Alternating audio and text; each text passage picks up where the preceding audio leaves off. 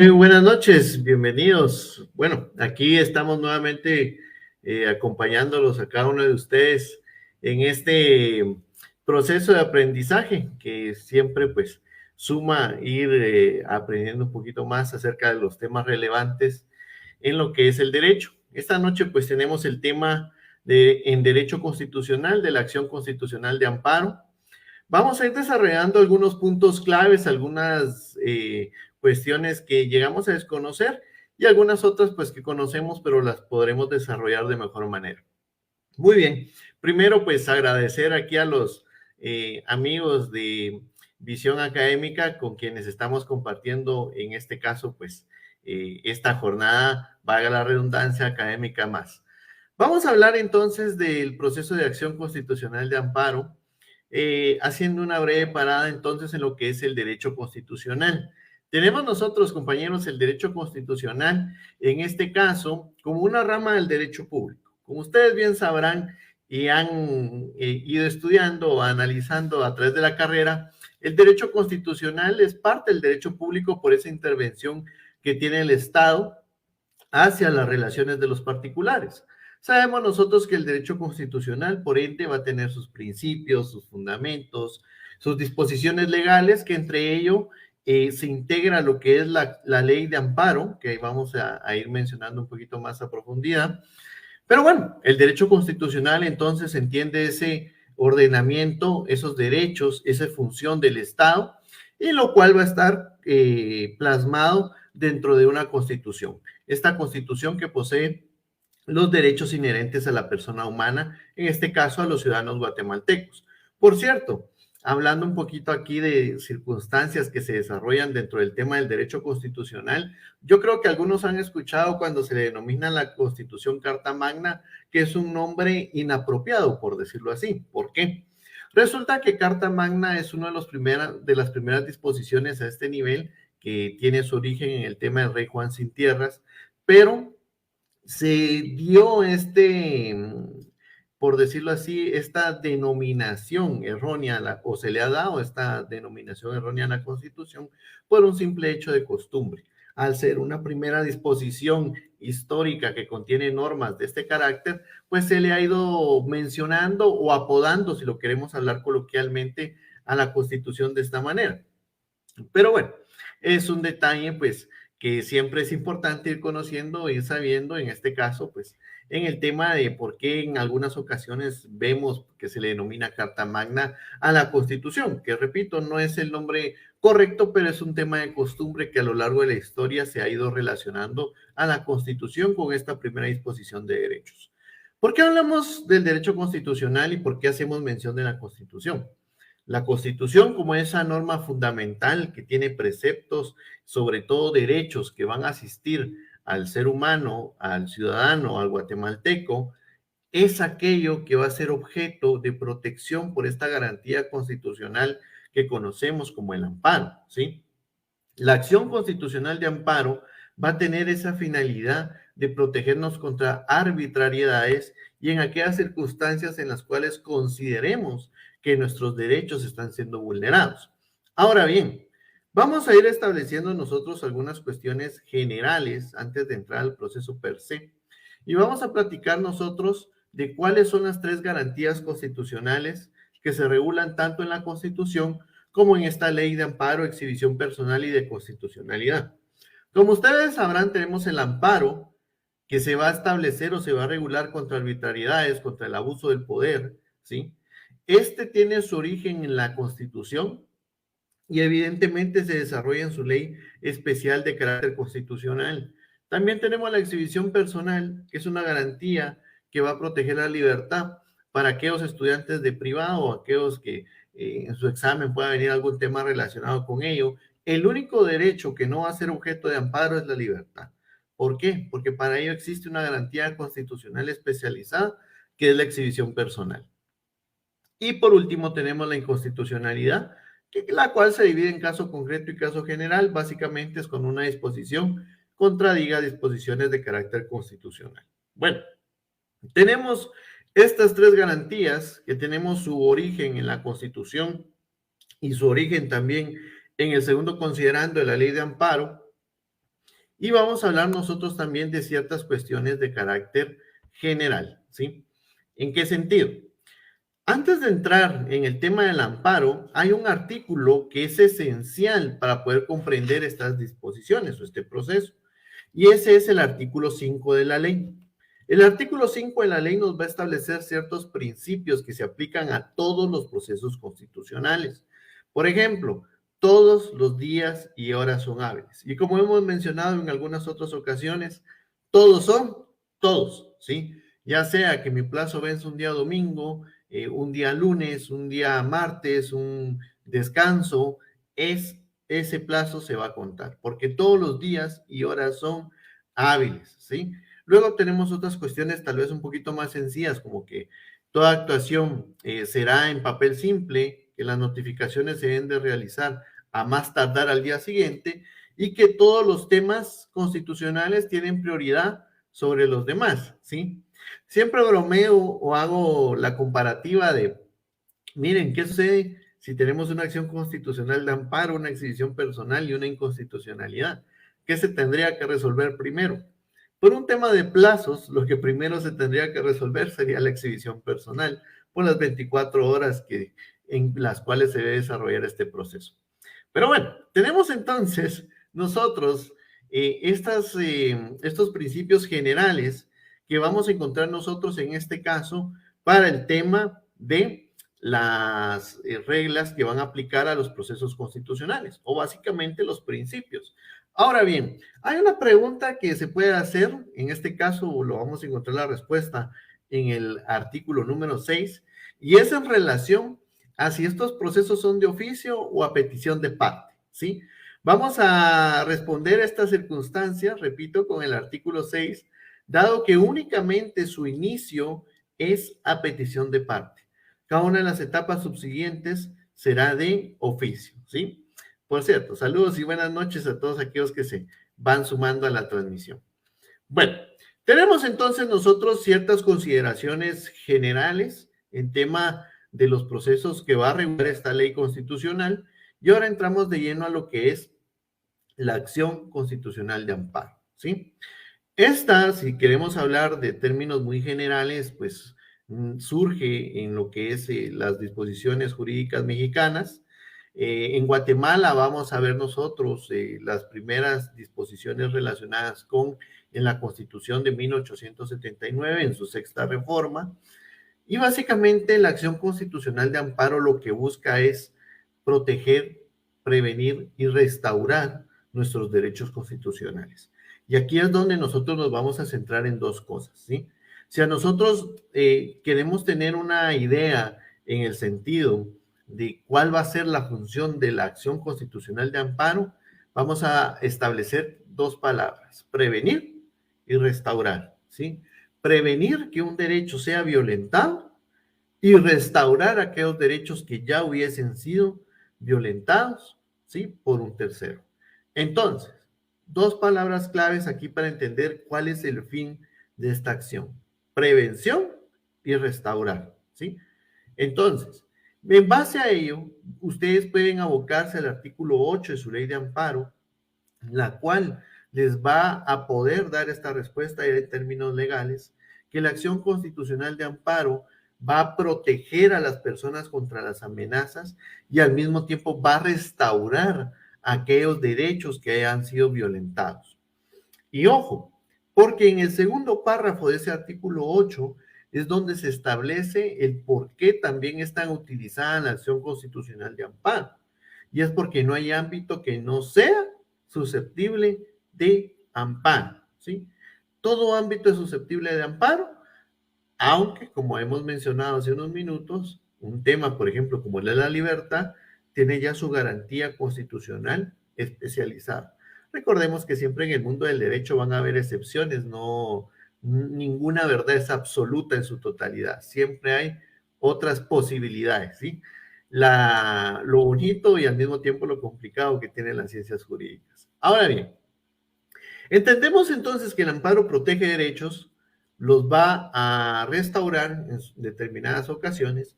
Y la siguiente pregunta que podemos hacer nosotros es, bueno, sabemos nosotros que busca una protección o una restauración. Ahora bien, ¿contra quién se va a iniciar una acción constitucional de amparo? ¿Contra quién vamos a presentar una acción constitucional de amparo? Hay dos artículos claves. Uno es el artículo 9 y el artículo 10, ¿sí? 9 y 10.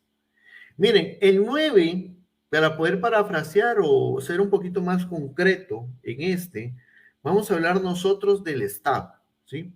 El artículo 9 de la ley de amparo lo que engloba son todas las instituciones estatales, ¿sí? Contra toda acción que el Estado pueda realizar y que yo considere que mis derechos constitucionales están siendo vulnerados, puedo presentar, valga la redundancia, una acción constitucional de amparo. Ahora bien, esto deja fuera a todas las personas individuales y jurídicas del derecho privado. ¿Contra ellos no se puede iniciar una acción constitucional de amparo? La respuesta es que sí. Por eso es que también entrelazamos el artículo 10. Y hay algo que regula el artículo 10 que considero que es todavía más, nos sintetiza o es más específico contra quién puede proceder una acción constitucional de amparo. Y eso lo vamos a ver en la parte conducente cuando nos menciona personas de derecho público o de derecho privado, personas y entidades de derecho público y de derecho privado. Entonces, vamos a ver nosotros en este caso que aquí no hay distinciones, ¿sí? Indistintamente quién esté realizando la acción que es contraria a mis derechos, si es una institución pública o es una persona individual o jurídica privada, yo puedo presentar una acción constitucional de amparo. Bueno, la misma disposición o el mismo artículo número 10 nos establece una serie de circunstancias o una serie de cuestiones en las cuales puede proceder una acción constitucional de amparo. Por ejemplo, cuando considere yo o necesite que se mantenga un derecho constitucional, cuando se restituya, cuando se pretenda realizar una acción contraria a la ley, cuando, por ejemplo, en temas de derecho administrativo no me resuelvan en los plazos que establece la ley, el famoso silencio administrativo, yo puedo presentar una acción constitucional de amparo y obligar a la administración pública a que resuelva. Entonces, tenemos nosotros un listado básicamente en el propio artículo 10 de la ley de amparo de situaciones en las cuales yo puedo presentar esta acción constitucional, pero aquí nuevamente traemos a colación tanto el artículo 8 como el último párrafo del artículo 10, ¿sí? Contra cualquier situación, siempre y cuando se ve en juego un derecho constitucional, más allá que acá lo tengamos nosotros un listado o una serie de circunstancias específicas, yo puedo presentar la acción constitucional de amparo por cualquier circunstancia o situación en la cual yo me vea mermado o amenazado o ya se haya violentado un derecho constitucional. Ahora, tenemos nosotros entonces una serie de derechos ya plasmados en la Constitución, una serie de circunstancias establecidas en el artículo 10, sabemos que procede contra personas individuales o jurídicas de derecho público, derecho privado. La siguiente pregunta sería, bueno, tengo un conocimiento de en qué circunstancias puedo presentar la acción constitucional. Ahora, ¿quién tiene competencia para conocer esta garantía constitucional? Para ello, nos vamos a enfocar nosotros desde el artículo 11, ¿sí? Hasta el artículo 15, bueno, diría yo hasta el artículo 17 de la ley de amparo, ¿sí? Del 11 al 17 de la ley de amparo.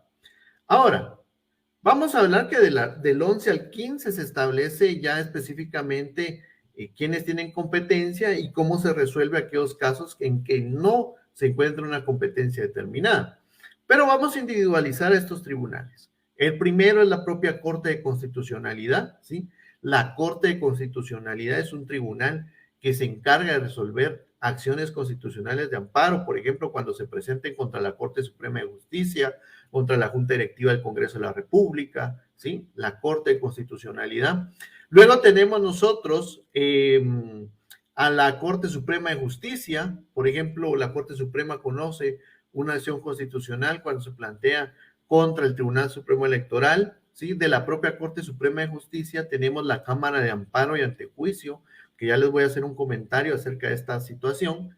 Tenemos a la Sala de Corte de Apelaciones y a los juzgados de primera instancia. Ahora, si usted tiene la ley a la mano y está revisando estos artículos, se habrá dado cuenta que en la ley de amparo no le menciona precisamente la Cámara, ¿sí?, de amparo y antejuicio. Ahora, ¿por qué no nos menciona esta disposición específica, esta institución específicamente? ¿Sí? No es porque sea una cuestión interpretativa. Aquí, fíjense que les aconsejo mucho tener o revisar para aquellos que están, ya sea en semestre, estudiando estas garantías constitucionales o para el examen técnico profesional, les aconsejo mucho revisar que tengan el auto acordado 1-2013 y el acuerdo 1-2013.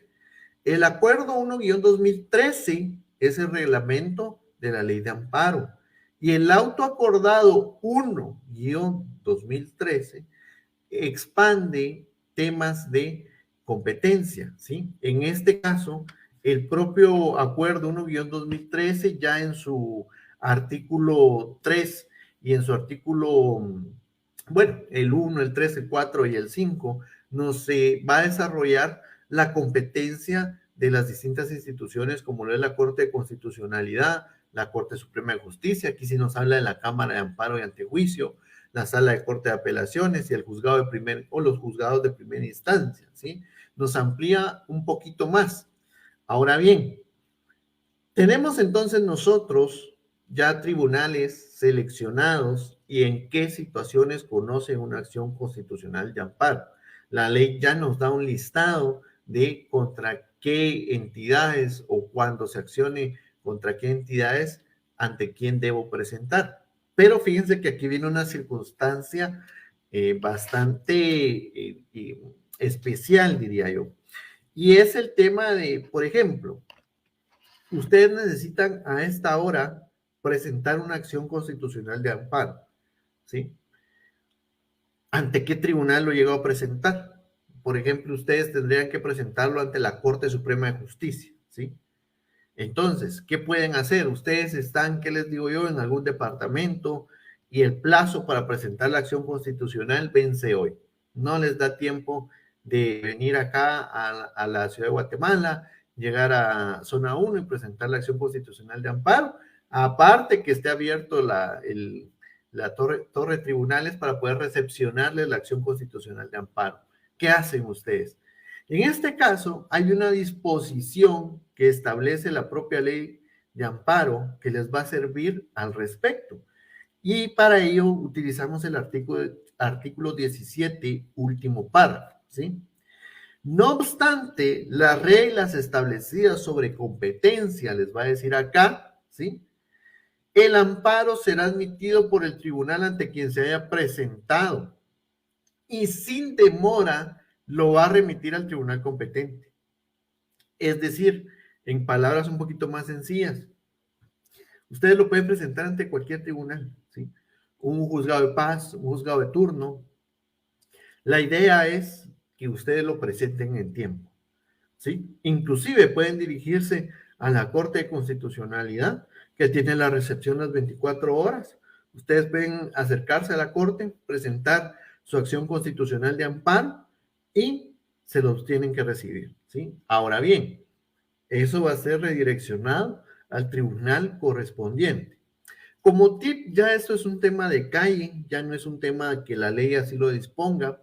En algunos lugares a uno le exigen presentar algún memorial o algún requerimiento donde requiramos nosotros que nos reciban el memorial de acción constitucional de amparo. Sí, estas son disposiciones pues que en algunos lugares lo suelen requerir. Entonces, si en algún momento a usted le toca presentar una acción constitucional de amparo en algún tribunal que no es competente, pero por la misma ley los obliga a recibirlo, para evitarse cualquier contratiempo, lleve usted aparte un memorial en el cual esté solicitando que por esta única vez se reciba el memorial y que sea trasladado al tribunal competente, ¿sí?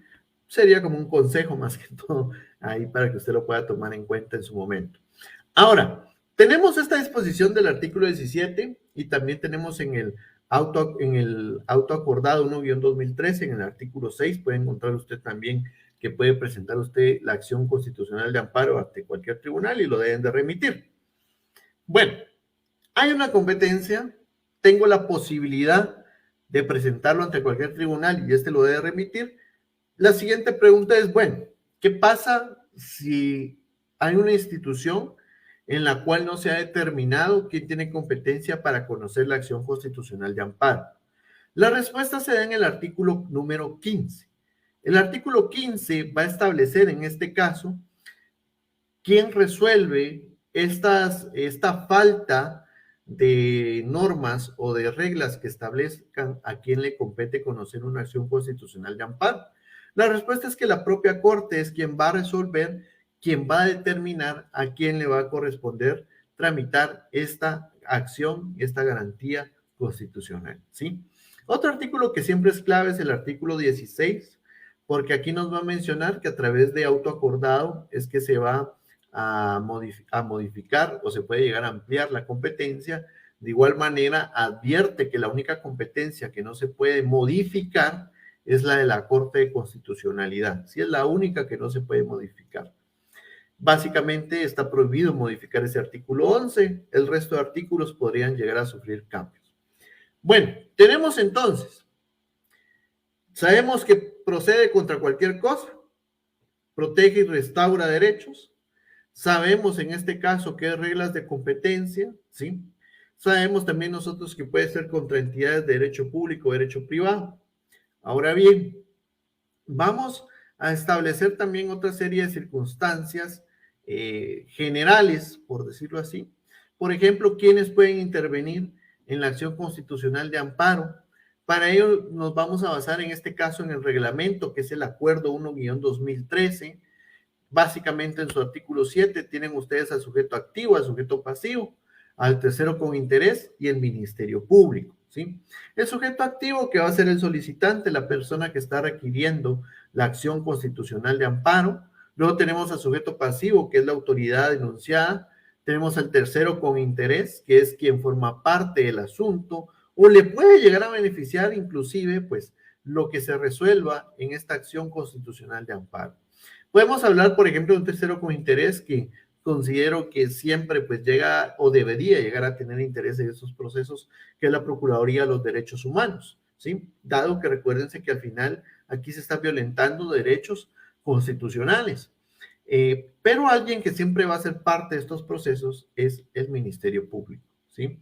El Ministerio Público es parte de estos procesos a través de una fiscalía especializada, que es esta Fiscalía de Asuntos Constitucionales de Amparo y Exhibición Personal. Aquí tengan mucho cuidado, sobre todo esto se los dirijo a los que están estudiando para sus privados, de no pensar que al mencionar aquí Ministerio Público lo voy a cambiar por Procuraduría General de la Nación, dado que yo entiendo que en normas ordinarias se realiza este cambio, pero acá estamos en leyes constitucionales que para ello tienen un proceso de reforma y mientras no se lleve a cabo un proceso de esta índole, en este caso, quien es parte y forma parte de estos procesos es el Ministerio Público. Por cierto, una pregunta relacionada con el amparo es, ¿ustedes saben que aquellos abogados que presenten acciones de amparo frívolas o improcedentes son sancionados, básicamente son multados?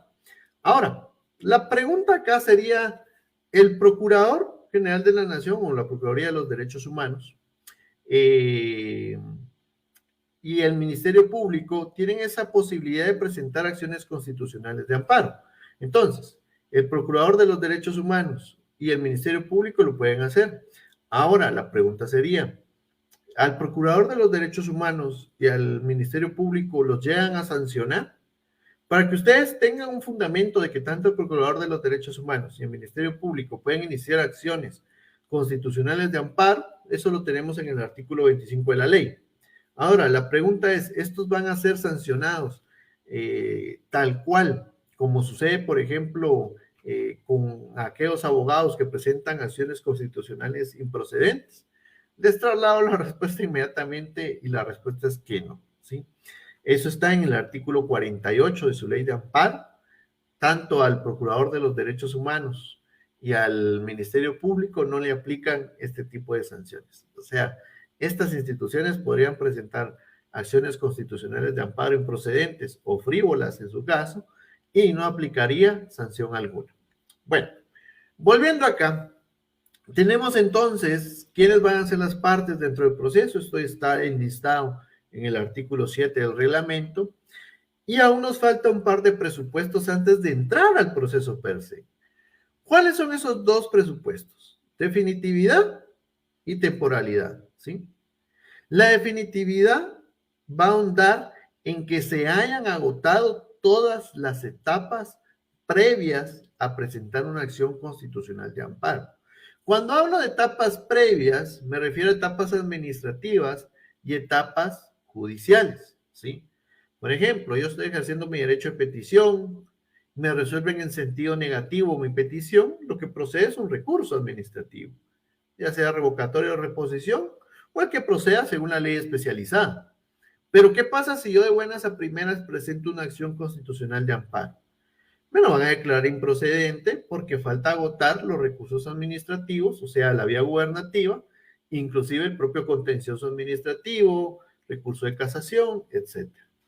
Entonces, yo tengo que agotar las etapas previas antes de llegar a la acción de amparo, inclusive o contando este recurso excepcional como lo es casación, ¿sí? Se tienen que agotar previamente todos estos recursos para poder presentar una acción constitucional de amparo. Ahora bien, siempre hay casos excepcionales.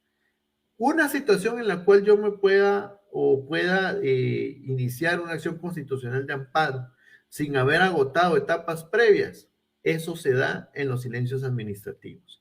Cuando no me resuelven la petición, ya el expediente está en estado de resolver, pasan 30 días y la administración pública no se menciona ni en un sentido ni en otro, acción constitucional de amparo. Cuando presento un recurso administrativo y no me lo resuelven, tampoco confirmando, modificando, revocando, acción constitucional de amparo. Solo recuerden que el amparo no obliga a que se resuelva a mi favor, únicamente obliga a resolver, ¿sí?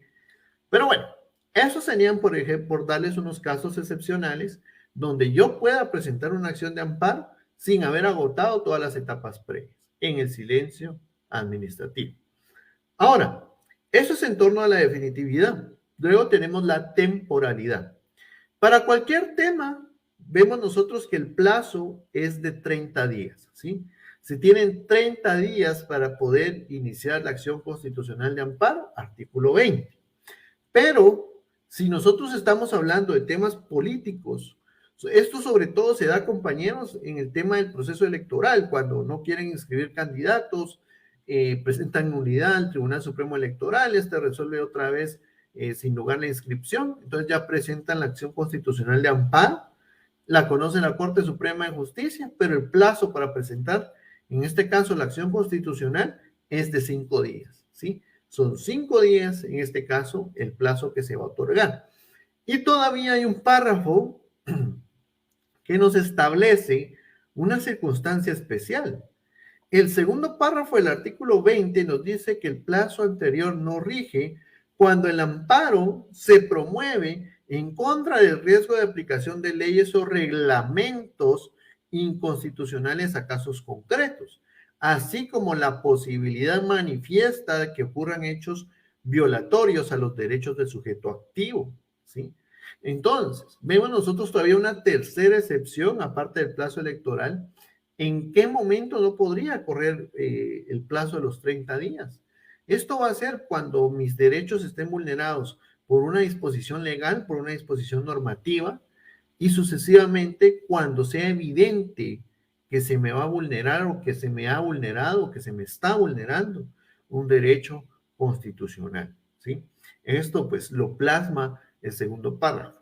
Ahora bien, les hablo realidades también. Una circunstancia normativa, pues se podría buscar la manera analítica de probarlo, pero en los casos subsiguientes, donde se puede evidenciar que se me está vulnerando un derecho constitucional, tendría que tener yo los elementos de convicción, entiéndase, medios de prueba adecuados para poder probar este extremo, ¿sí? No es solo mencionar, mire, evidentemente se me está violentando un derecho constitucional.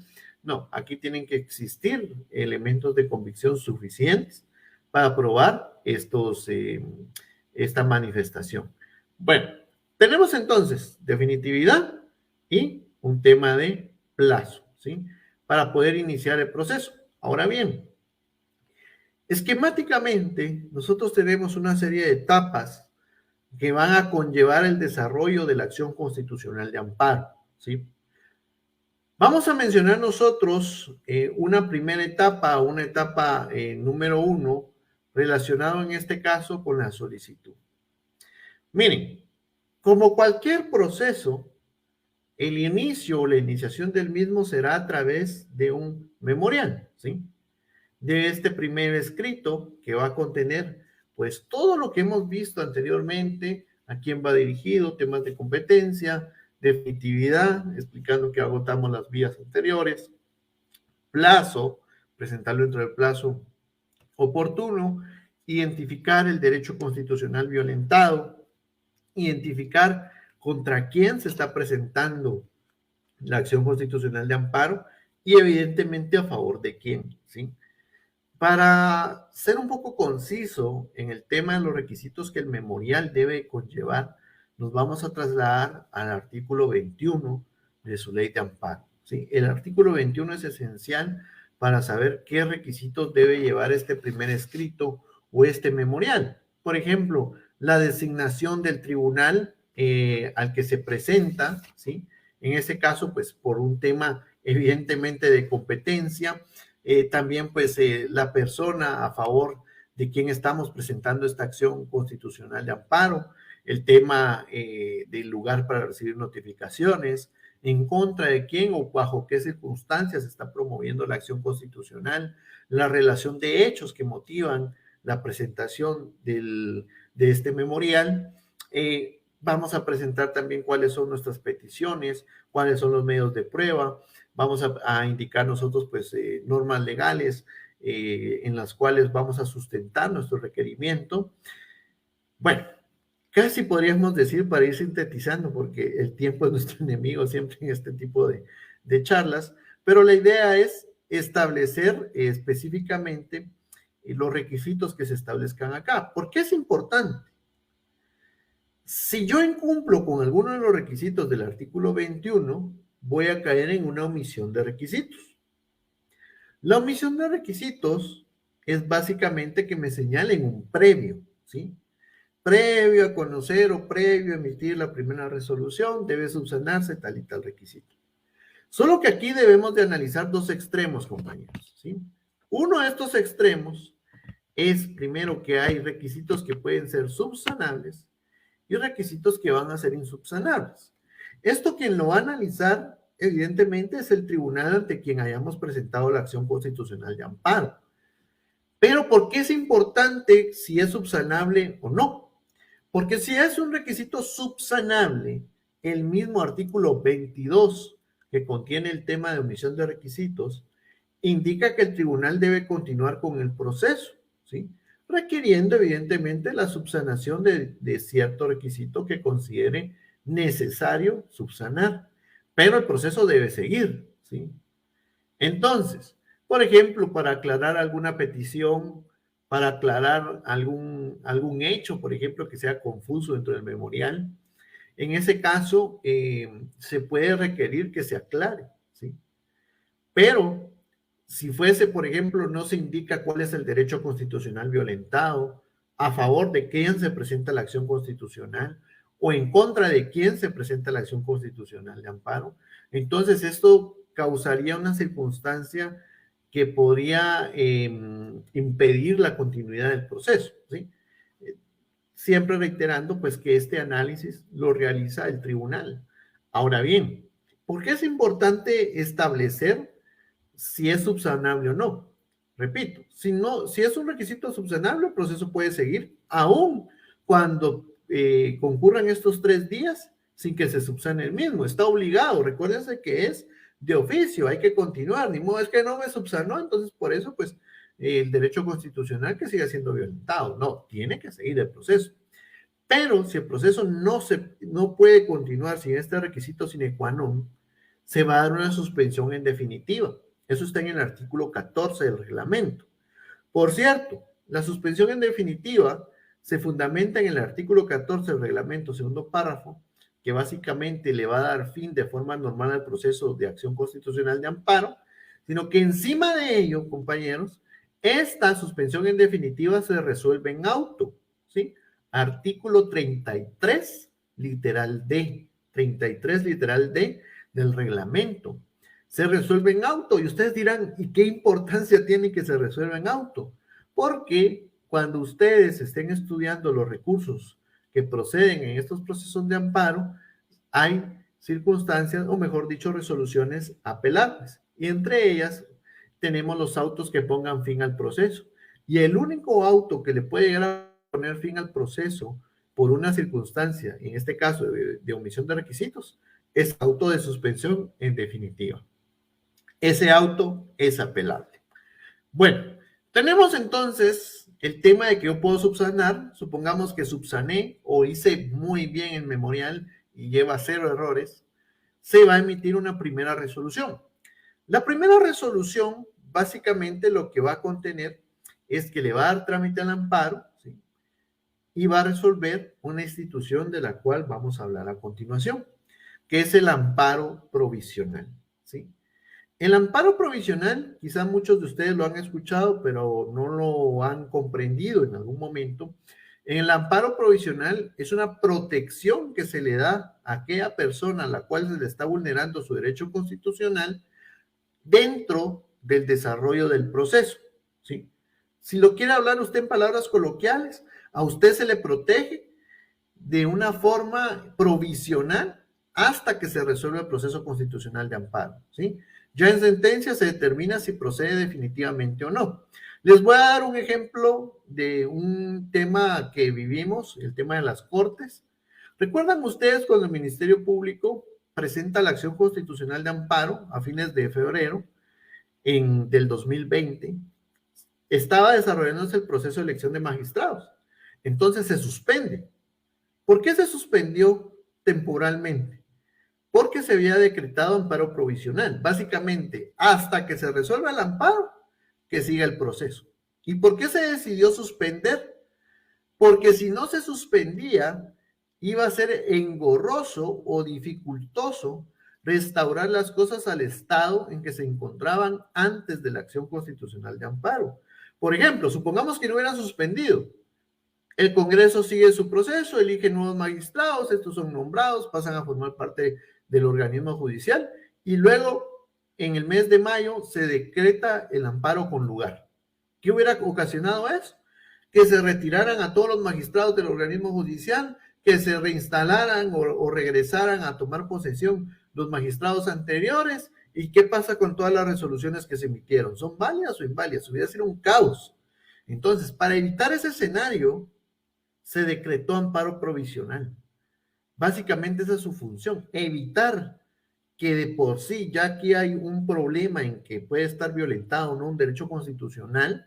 Entonces, para evitar que esto sea todavía llegue a escalas mayores, se va a proteger o se van a suspender las acciones que se consideran violatorias durante el desarrollo del proceso. Y fíjense que hay otro detalle con el amparo provisional que es de suma importancia, artículo 27 de la ley, y es básicamente que, supongamos que era mi primera acción constitucional de amparo y a mí se me olvidó de requerirlo, ¿sí? Yo lo presento, ya cuando estoy en la casa digo yo, se me olvidó presentar o requerir la acción del amparo provisional. Pues resulta, compañeros, que este se va a resolver de igual manera. En laboral se conoce esto como resoluciones ultra petita o más allá de lo solicitado. El artículo 27 así lo indica con el amparo provisional. Aunque yo no lo solicite, el tribunal va a resolver sobre el amparo provisional. Es decir, esta primera resolución siempre va a contener la disposición si se otorga o no el amparo provisional, ¿sí? Eso es otra cuestión que tiene esta institución, valga la redundancia, del amparo provisional. Por último, para comentarles y a cerrar con este tema, el amparo provisional se puede requerir en cualquier etapa del proceso, ¿sí? Y se puede revocar también en cualquier etapa. Dos artículos claves, 29 y 30 de la ley de amparo. 29 se puede otorgar en cualquier etapa, menos en sentencia, ¿verdad? Ya se resuelve el amparo.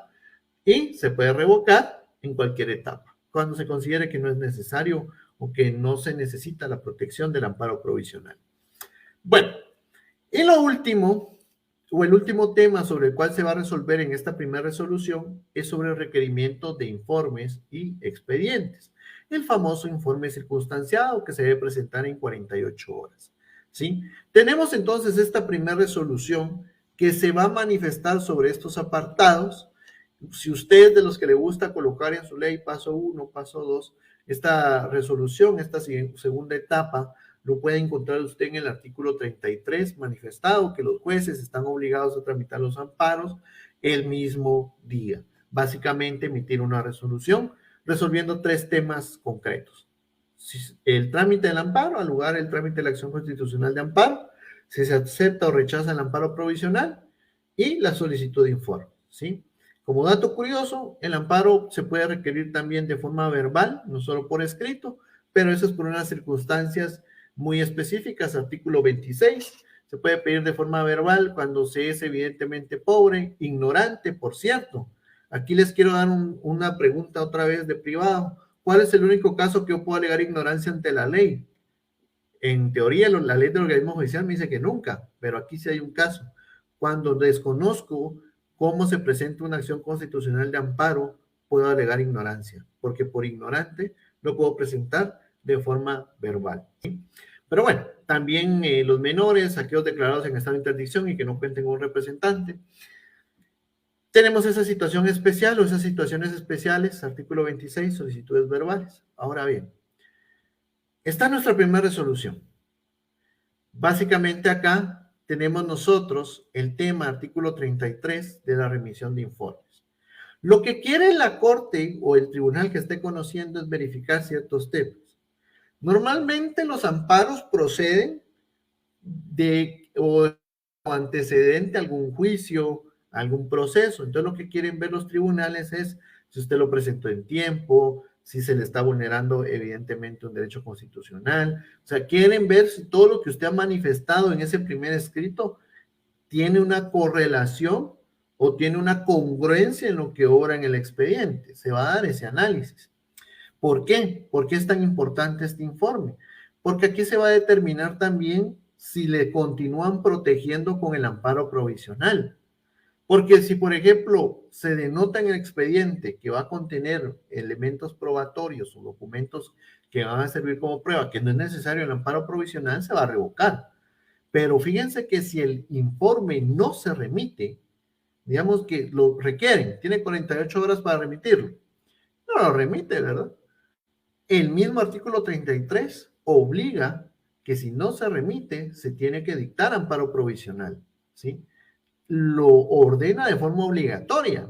Mire, si no le remiten el informe, tiene que haber a partir de esta etapa amparo provisional. Y fíjense que aquí, bueno, mejor después se los voy a comentar para que nos quede un poquito más claro, pero aquí puede proceder, si no lo llegan a otorgar, el ocurso, ¿sí? Aquí puede proceder el ocurso. Pero eso me voy a explicar así allá al final. Tenemos entonces el informe. Luego viene una primera audiencia, que esto se va a desarrollar de conformidad con el artículo 35, ¿sí? Se desarrolla en un término de 48 horas una vez presentado el informe. Fíjense que aquí algunos, cuando no tenemos la experiencia, las audiencias por 48 horas, en este caso, van a ser a través de un memorial, ¿sí? Lo único que sí es presencial es la vista, ¿vieron ustedes? Eso sí es presencial, inclusive la denominación vista pública. Pero aquí, esta audiencia por 48 horas va a ser a través de memorial. Nos otorgan las 48 horas pues, al sujeto activo, quien presentó la acción constitucional de amparo, a la persona contra quien se presentó la acción constitucional, al Ministerio Público, para que presenten, en este caso, o evacúen la audiencia por 48 horas.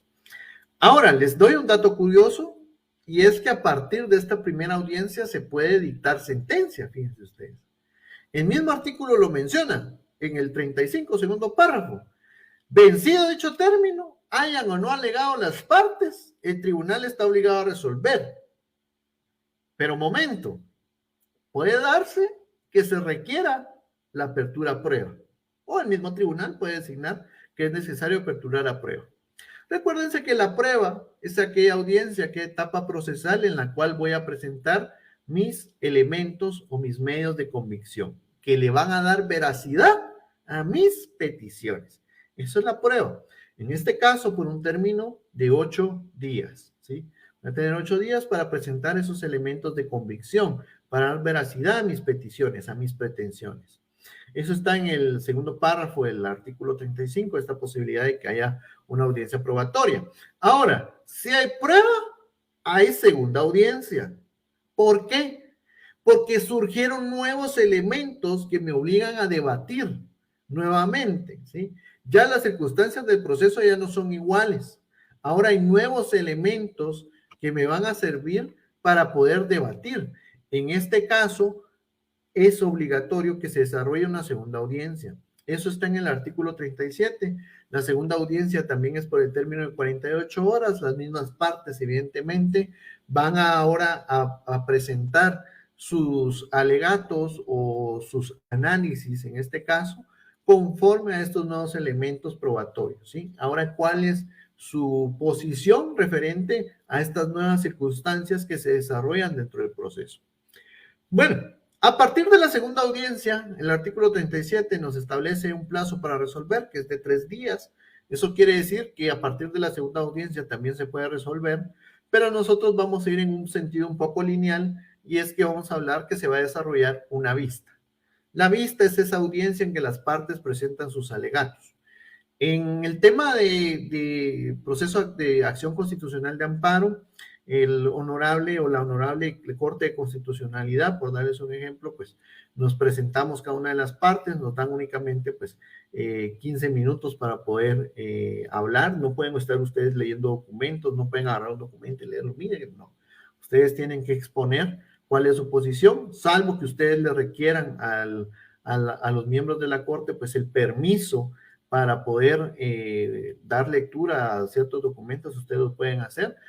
Luego se acaba su tiempo, viene la otra parte, finaliza el Ministerio Público exponiendo sus argumentos, finaliza la audiencia de vista y no les van a manifestar nada, siempre van a dar por terminada la vista, ¿sí? Actualmente se desarrolla también las vistas públicas a través de plataforma virtual. Si usted es abogado, le recomiendo que aperture su casillero en la Corte de Constitucionalidad. El trámite es bastante sencillo, ellos solo incluso lo llaman para verificar datos. Ya usted tiene su casillero, puede presentar incluso acciones constitucionales de amparo ante la Corte de forma electrónica.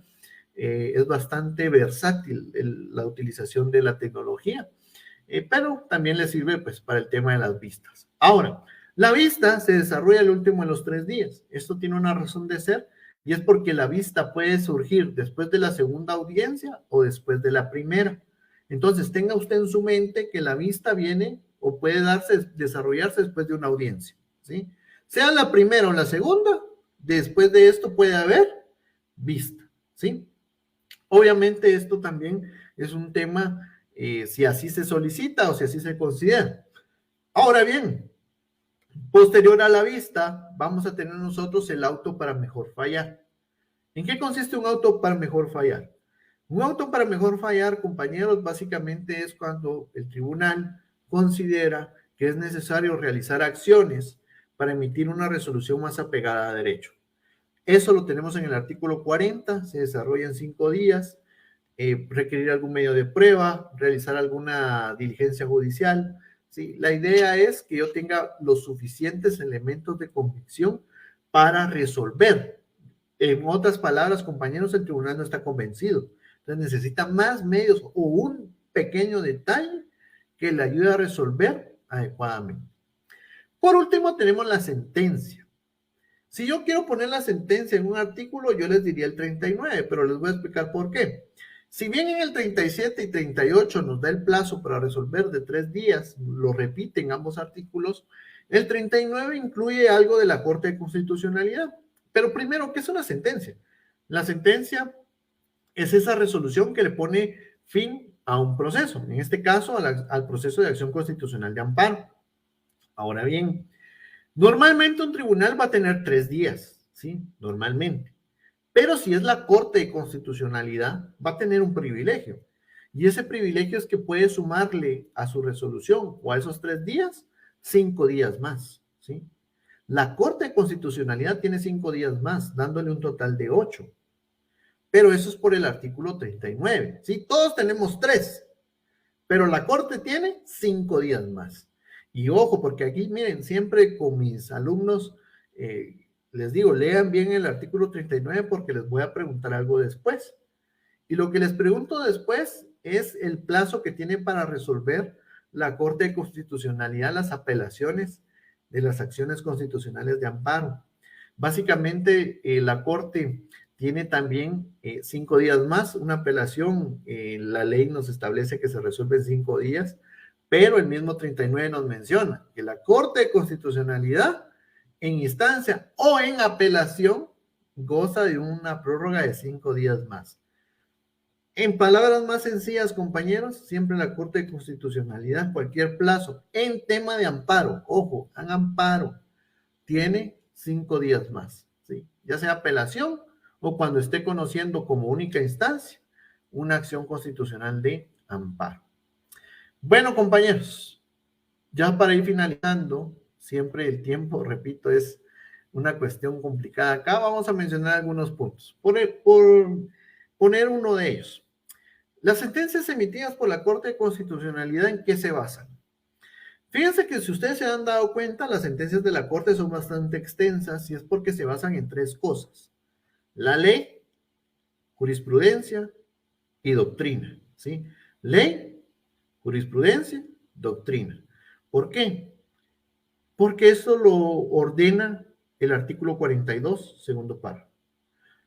Siempre mencionamos en derecho administrativo que la doctrina y la jurisprudencia son fuentes de esta rama del derecho, y esto es, como dirían por ahí, por culpa del derecho constitucional, específicamente por la Corte de Constitucionalidad, dado que resoluciones, en este caso, que pueden ser de carácter administrativo, que van a contener doctrina, jurisprudencia, eso va a nutrir al derecho administrativo.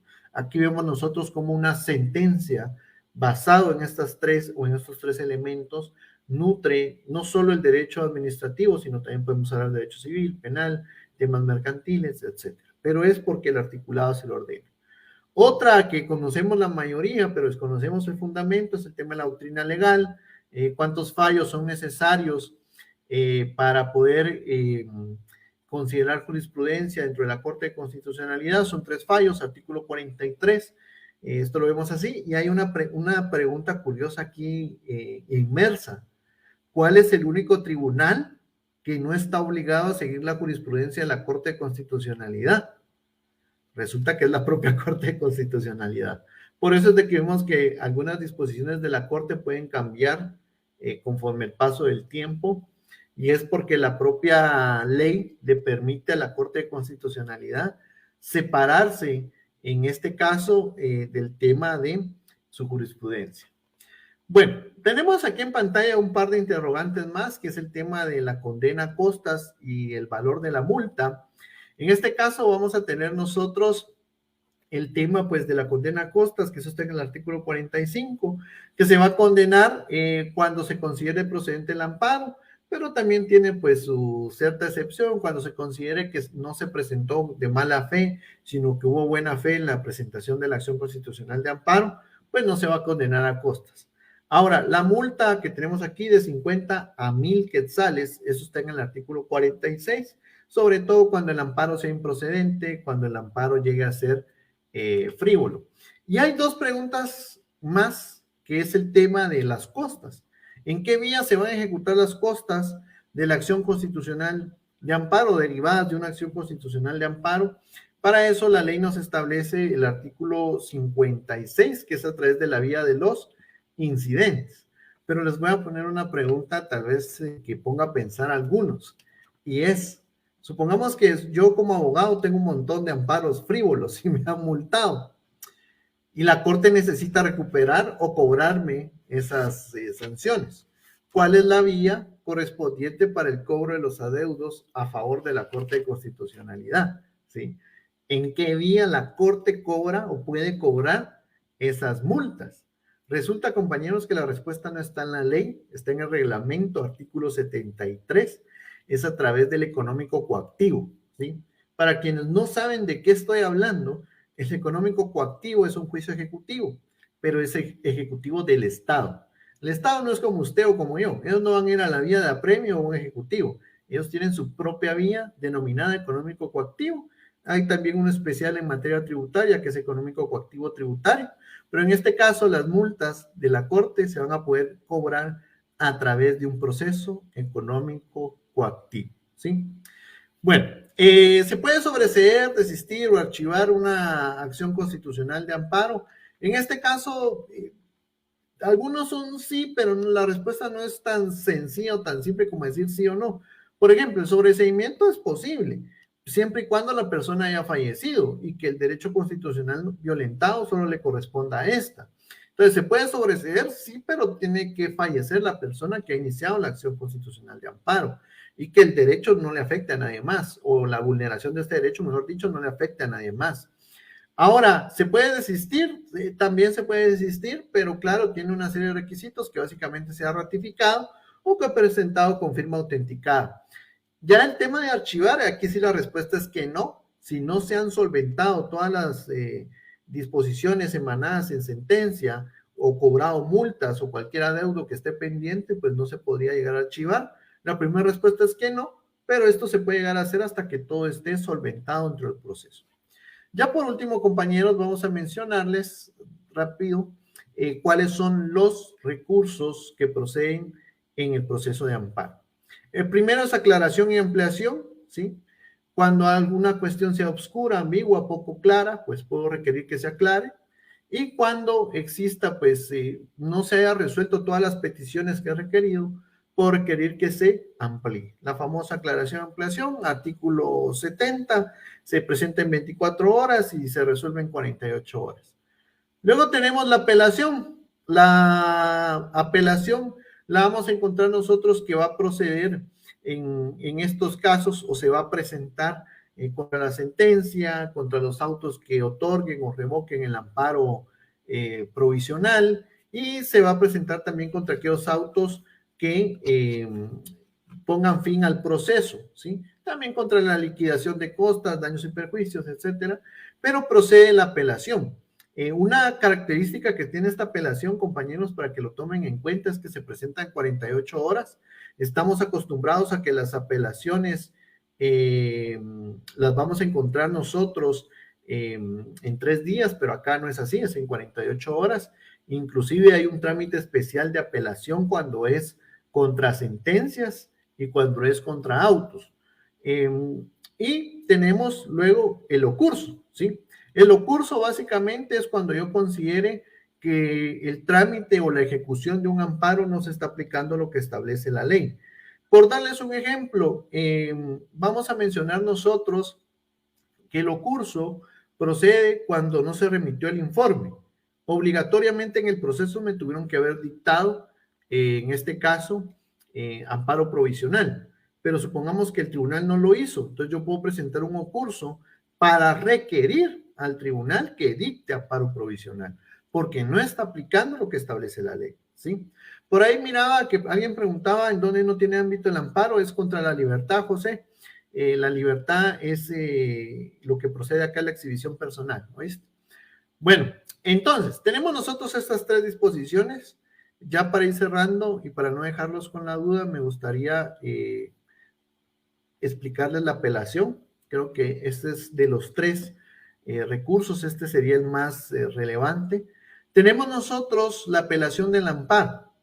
La apelación del amparo, vamos a ver nosotros que se va a desarrollar de 2 maneras, ¿sí? El inicio es igual. Es en un memorial, tengo que presentarlo me notifican de la sentencia o de un auto o alguna cuestión que no estoy de acuerdo conforme al artículo 61. Tengo 48 horas para apelar. Armo mi memorial, lo presento ante la Corte de Constitucionalidad o lo puedo presentar ante el tribunal que me ha emitido la resolución o al que ha llevado el trámite del amparo. Puede ser a ambos, pero la idea es que lo presenten estas 48 horas. ¿Sí? Por escrito. Artículo 64. Ahí van a poder ver ustedes que se presenta por escrito y lo puedo presentar ante quien conoció el amparo o ante la propia corte. Ahora, la idea es que al momento de presentarlo se va a elevar a la Corte de Constitucionalidad. Más que elevar, yo creo que la palabra correcta es que se remiten los antecedentes del expediente. Esto se va a exigir en un término de 24 horas. Y la Corte va a tener en su posesión la apelación. Les adelanto, compañeros, que solo la Corte de Constitucionalidad conoce apelaciones, ningún otro tribunal. Aquí la competencia es cerrada, solo la Corte. Y lo primero que tiene que verificar es si estoy conociendo un auto, una apelación de auto o una apelación de sentencia. ¿Por qué? Porque si estoy conociendo una apelación de auto, el trámite es uno. Y si estoy conociendo una apelación de sentencia, el trámite es otro. Para darles una idea general, la sentencia o la apelación de sentencia tiene vista, diligencias para mejor fallar y, valga la redundancia, sentencia. La apelación de auto solo tiene diligencias para mejor fallar y la sentencia. Y otra cosa que varía son los plazos. Por darles un ejemplo. Si yo estoy apelando una sentencia, cuando recibe el expediente la Corte de Constitucionalidad, va a señalar día para la vista. El día para la vista está en el artículo 66. Y aquellos que no tienen su ley actualizada en conformidad con el reglamento, van a notar que ahí les dice que la vista pública se señala en 3 días, pero el reglamento les va a establecer que la vista se va a desarrollar de 10 a 15 días, dependiendo de la distancia. Esto, artículo 19 del reglamento. O sea, el plazo para la vista es mayor, de 10 a 15 días, ¿sí? Ahora bien, eso está en el reglamento. Las diligencias para mejor fallar, que ustedes saben que son aquellas acciones que van a reforzar la resolución del tribunal, se van a desarrollar en 5 días. Mientras que la sentencia, el mismo artículo 66, nos establece que se debe emitir por parte de la Corte en 5 días. Pero esta sentencia que le pone fin a la apelación, recuerden que de conformidad con el 39 de la ley de amparo, yo le puedo agregar 5 días más. Y aquí le bajamos un poco de revoluciones porque sé que son muchos plazos, ¿sí? Bueno, primero, hay una sentencia de la apelación, cuando es el caso de apelación de sentencia, valga la redundancia, que tiene 3 etapas. Vista, que el verdadero plazo está en el reglamento, diligencias para mejor fallar, sentencia. La sentencia se emite en 5 días, pero la ley de amparo, artículos antes, mencionó que la Corte de Constitucionalidad, siempre que emite una resolución, ya sea de amparo o de recurso de apelación, posee 5 días más. Eso quiere decir que en este caso no tiene 5, tiene 10 días para resolver la apelación de sentencia. Si lo que se estuviera apelando fuera un auto, este solo va a tener diligencias para mejor fallar, que como bien lo enmarca el 65, se van a desarrollar en 3 días. Y por último, se va a emitir una sentencia en 36 horas. El detalle es que aquí también tiene 5 días más por el artículo 39. Eso quiere decir que las 36 horas se van a transformar en 6 días y medio. Porque recuérdense que 36 horas sería día y medio. Entonces, día y medio más 5 días, 6 días y medio para emitir una resolución final de apelación de auto, ¿sí? Tiende a ser un poco confuso este tema de la apelación por ese apartado de que hay un proceso para apelar auto y otro para sentencia, pero si lo vamos ordenando puede ser un poquito más sencillo, más fácil de comprender. Solo es de tener un poco de paciencia y ordenando pues el articulado. Bueno, y los últimos 2 recursos, pues que es la aclaración y la ampliación y el ocurso. Con la aclaración y ampliación no hay mucho tema. Este se interpone en 24 horas, se resuelve en 48. El ocurso, fíjense que aquí sí les quiero mencionar que si ustedes le dan vuelta a la ley o la ponen de cabeza, por ahí, no van a encontrar, en este caso, un plazo para poder presentar el ocurso, pero esto es porque el ocurso, su plazo no está dentro de la ley, está en el reglamento, ¿sí? El ocurso que básicamente se presenta cuando yo considero que el tribunal no ha aplicado lo que está en ley o cuando no se cumple lo resuelto en sentencia. Eso está en el artículo 72 de la ley, el ocurso. Yo puedo presentar este recurso de la acción constitucional de amparo. El plazo para presentarlo está en el 17 del reglamento, son 5 días, ¿sí? Artículo 17 del reglamento, 5 días para presentar el ocurso, pues dan audiencia al ocursado por 24 horas y se resuelve inmediatamente, ¿sí? Bueno, ahí tendrían ustedes los recursos de la acción constitucional de amparo, tratando ahí pues de haber abarcado los temas esenciales. Evidentemente este es un tema extenso, al igual que la mayoría de procesos constitucionales, pero la idea es poderles ayudar un poco más a irlo comprendiendo, ¿sí? Bueno, compañeros, compañeras, para mí siempre es un gusto y sobre todo pues aquí estar acompañando a los compañeros de visión académica y pues por este momento hemos terminado con nuestra disertación del tema. Muchas gracias. Ayer.